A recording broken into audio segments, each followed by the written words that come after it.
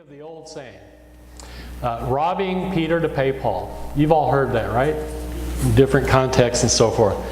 Now here's how I got there. It's very simple. If you read the Acts reading, it's about the conversion of Paul. He was named Saul, and he was on the road to Damascus. He saw the light, heard the voice, and all that, and it was his conversion experience, right? And then the gospel reading is, in essence, Simon Peter's conversion. Because you remember Simon had been this kind of waffling, bumbling, friend of Jesus, and we're going to see a little bit more of that in a minute. And he, in a sense, has his own conversion experience here because Jesus asked him, "Do you love me?" And he asked him 3 times. And you remember Peter had denied Jesus 3 times. And after that, Peter kind of straightens out. He becomes a faithful and devoted disciple of Jesus after that. In fact, at the end of that reading, you may have noticed Jesus is describing how Peter will die, which is by crucifixion. As we know, he died upside down. He was crucified upside down. Just a horrible thing to imagine. But that was because he had become such a faithful follower of Jesus. So in essence, you have 2 stories here that are the conversion stories of the 2 most important people in the New Testament story other than Jesus, which is Peter and Paul. I have to admit, when I first read these, the first thing I thought was of the band Peter, Paul, and Mary. But Mary's not in the story, so I couldn't use that. So I went with robbing Peter to pay Paul. And the clincher, what really solidified it in my mind, was when Jesus says to Peter 3 things, which is kind of off. It's kind of confusing. He says, feed my lambs, right? And then he says, tend my sheep. And then he says, feed my sheep. And I'm going to kind of explain maybe why Jesus did that in a few minutes. But what I think, bottom line, what he's saying to Peter is, take care of my people. The sheep are his people. Take care of my people. And to take care of people, sometimes we have to rob Peter to pay Paul, do we not? And what I mean by that is sometimes to help people, you have to take money or resources over here and then transfer it over here to help people that need something. And some people might say that's robbing Peter to pay Paul. Well, so that's how I got to that phrase. It was those 2 stories, and I remember that saying popped in my head. That's how my brain works, okay? Just so you'll know. My brain works this way. Where did that come from? Who started saying that? When and where? Because I don't remember anywhere in the Bible where Peter is robbed and somebody gives the money to Paul. That story's not in the Bible. So where did that phrase come from? Well, I did some research. Now, when I tell you that I do research, what I mean by that is I Googled. Okay? Where did that come from? Legend has it that that phrase refers to an event in the middle part of the 16th century in England when there was a church called St. Peter's. It was a big church, and it became the cathedral of the Diocese of Westminster.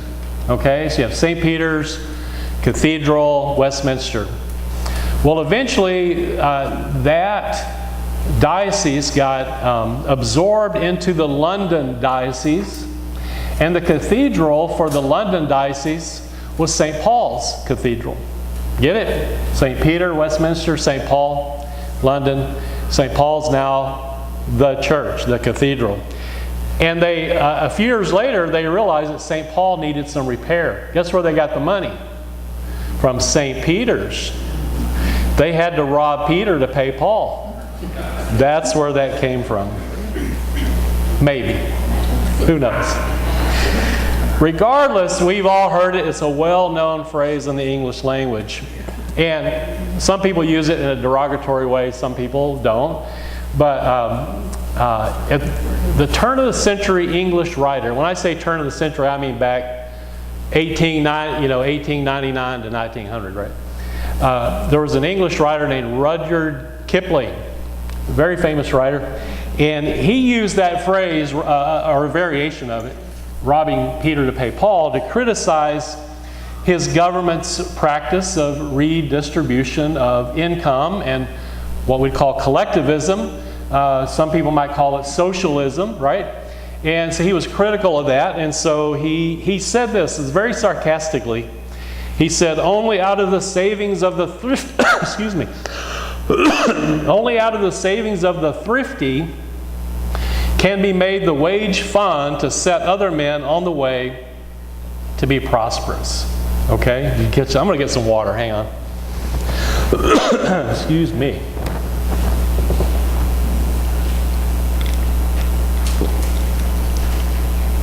I'm better. Okay. So obviously Kipling did not appreciate what the government was doing. We also hear that phrase in reference to what we call Ponzi schemes, right? Robbing Peter to pay Paul. And that's where somebody lures in investors and they take that money to pay off previous investors, right? And it just keeps building up. And Bernie Madoff with a lot of money doing that, right? He had the perfect name for what he did. None of us can claim that, but he did. Now, so whatever you... Oh, by the way, Robin Hood. Don't forget Robin Hood. He robbed a lot of people to pay other people, right? That was the legend anyway. Robbing Peter to pay Paul. No matter what you think about it, let's think about this notion of redistributing some stuff. Now, I think that really is the heart of the Christian mission when you think about it. Whether we're talking about our money, our time, our resources, our sweat, our labor. Right now, we've got Jesus has left the building folks that are out doing work.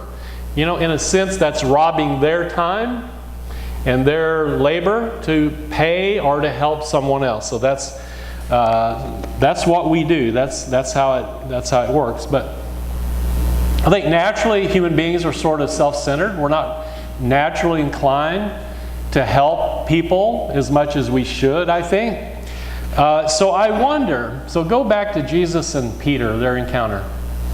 I wonder if Jesus, who's fresh from the tomb, he understood that human beings will have a tendency to kind of focus on themselves, to look inward, and be all about self-care and all that, rather than be focused on other people, to be outwardly focused. So I think when here Jesus is talking to Peter, which we'll get into this in a minute, and I think his motive for saying what he did to him, now that he's got Peter's undivided loyalty and devotion, is to help people, to take care of other people. When he said, "Feed my sheep and tend my sheep," and all that, he's saying, Peter, this is not about you. You know, I didn't come here just so you could pat yourself on the back and say, "Hey, I'm a follower of Jesus." No, you're here to help other people, to be my hands and feet to help other people. Okay, so I love this story. John 21. And I'm going to give you my spin on this story. There may be some things in the way I interpret it. Maybe you've never heard before. But it's got to be right because I came up with it. So it's after the resurrection, just a short while. And Jesus has been going around showing himself to different people. But you know the disciples, like me and you, we would be a little skeptical still, certainly jittery and stressed out and not know what to do, how to react. So what does one do after a resurrection? After you've witnessed a resurrection? We never really had that experience, but what would you do? Well, if you're a fisherman, you're going to go fishing. Now, there are two reasons to go fishing. One's because you're hungry. You need, after an exciting weekend, with crucifixions and resurrections and all that, you're probably a little hungry, so you better go catch the fish. The other reason to go fishing is because fishing is a good way to reflect on things, right? Kind of contemplate, what is this all about? What's been happening? Because it's just hard to believe. So here's Simon Peter. Now again, he's the guy that's been waffling. He's confused. He's kind of a bumbling fool, which we'll see in a moment. And he's the first one to say, you know what I'm going to do? I'm going to go fishing. Well, remember, it says it's nighttime. They don't have lanterns. They don't have flashlights or anything like that. It's dark. And so the other disciples who know Peter pretty well thinking, maybe Peter shouldn't go fishing by himself on this sometime tumultuous lake, and big lake, so let's go with him. So we'll go with you. So they go out, they fish all night, they don't catch anything. And by daybreak, they're coming back to shore. I'm sure they're hungry, dejected. And when you're hungry, you do stupid things, right? Which we'll see. And they see this, they're about 100 yards out. They see this man standing on the beach, and it is the risen Christ. But they don't know that yet. And as they get closer, he yells at them and says, hey, do you have any fish? And they said, no, we don't. And the guy yells back, well, cast your net on the other side of the boat. So they do. And they catch 153 fish. We see that in another story somewhere in the Gospels. Somebody actually counted those fish. Who would do that? Were they taking inventory or what, you know? But it's a massive amount of fish. And that's when they know it's Jesus. Do you remember the story of the walk to Emmaus, where the two people were walking with Jesus? They're talking with him. They don't know it's him until they break bread with him. And then they recognize him. The same thing is happening here. They don't recognize this as Jesus until something happens. In this case, when they catch a lot of fish and they figure it out. So imagine being Simon Peter.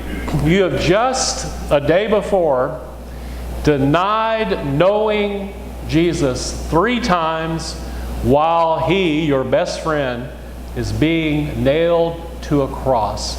And now he's alive. So when he realizes that this is Jesus standing on the shore, he puts his clothes back on. Why? What's going on? Was he hot? I mean, it can get a little hot out, but it's been nighttime. There's no sun out at night. Maybe the sun had just come up, and so he took his clothes off. But I think Peter liked to fish naked. Bottom line, he liked to fish naked. Well, anyway, he decides he's a little, what we tell Megan. You know, Megan, my stepdaughter's special needs, and she doesn't mind walking around naked. So we have to tell her, modesty and privacy, Megan. Modesty and privacy. So I think the other disciples said to Peter, Peter, modesty and privacy. So he puts his clothes on. But then, because he's hungry, he feels guilty, he's ashamed, he jumps into the lake with his clothes on. Why didn't he jump in without his clothes? He's acting a fool. That's all I can say. Peter is acting a fool. Well, so the other disciples say, well, okay, swim around. So they bring the fish a little closer to the shore, but they're too excited to see Jesus. They get out, go up there and say, what's going on, Jesus? They realize he had already started breakfast. He's got the fish on the grill. He's got some bread. You know, he's eating. But he tells them that, hey, I need more fish. If I'm going to feed all you characters, I need some of your fish you just caught. Peter hears this. He thinks, hey, this is my chance to kind of redeem myself. I've been a coward, a fool, but I'm going to bring this fish up there all by myself. 153 fish in a net. And he hauls them up there. Now breakfast is on. And they eat. Jesus is the cook. He's the host. They eat bread, fish. They get their bellies full. And then Jesus thinks, now's the time. So he corners Peter. He says, Peter, do you love me more than these? And I think what he means here is, do you love me?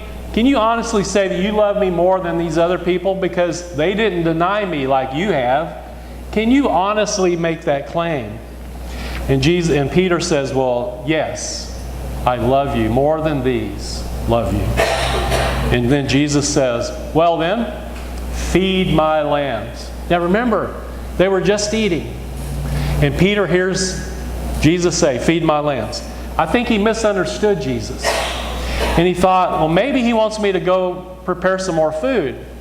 So, okay, so I think he starts to walk off and toward the charcoal pit. But then Jesus stops him and says, no, I'm asking the question, do you love me? And Peter looks back and he said, well, I just said yes, of course I do. And then I think he tries again to go off to the charcoal pit. But then Jesus says, well then, tend my sheep. Well, he didn't say feed. He said sheep rather than lamb. I could just see Peter all confused. And it stops him in his tracks. What is Jesus trying to say? Now he's curious. And Jesus senses Peter's confusion. And so he asks him again, Peter, do you love me? And by now, Simon, Peter, who is already, I can't even turn the page here. Simon Peter, he's already feeling the guilt of denying Jesus 3 times. He kind of senses what's happening here. Jesus has just asked him 3 times if he loves him. It's a way to sort of wipe the slate clean, to start over again. Now they're even. Now they're even. Peter denied him 3 times, and now Jesus has made him say, I love you 3 times. But I think the message overall that Jesus is saying to Peter is very clear. In order to prove that you love me, Peter, you need to feed people. You need to tend to people. You need to heal people. You need to help people. That's what this is all about. That's what all this has been about. And it might require some sacrifice on your part. Sometimes it will feel like you're being robbed, Peter, to do good for other people. End of story. Now, when you think about it, isn't that the business of the church? For the underlying business or motive of the church. Robbing Peter to pay Paul. And I'm not just talking about paying our music director, Paul, by the way. Although that is part of it. But when you think about it, the church is an institution where money, time, resources, sweat, love, prayer, all of that is sort of taken from this group of people over here and help to pay for other things. Now, some of those other things obviously include building maintenance, salaries of employees, and all that sort of thing. But also the mission of the church. That's really what we're all about. And I think we sort of get it all backwards. Unfortunately, not just us, but the entire church. The failure of the church, as I see it, is that we've got things upside down. Most of the money goes to the first 2 things that I mentioned, building maintenance and salaries or employees, rather than mission. Mission gets what, 10% usually, right? It's kind of what most churches kind of aim for. And I think that's upside down. It might just be a failure of imagination and courage on our part. I don't know. But maybe we need to hear the voice of the risen Christ say to us what he said to Peter, feed my lambs, tend my sheep, feed my sheep. Maybe we need to hear that over and over again so that our priorities eventually will come into line with Jesus' priorities. But we just needed to be told over and over again. So that at the end of the day, we don't have to rob Peter to pay Paul. We can just ask. Amen.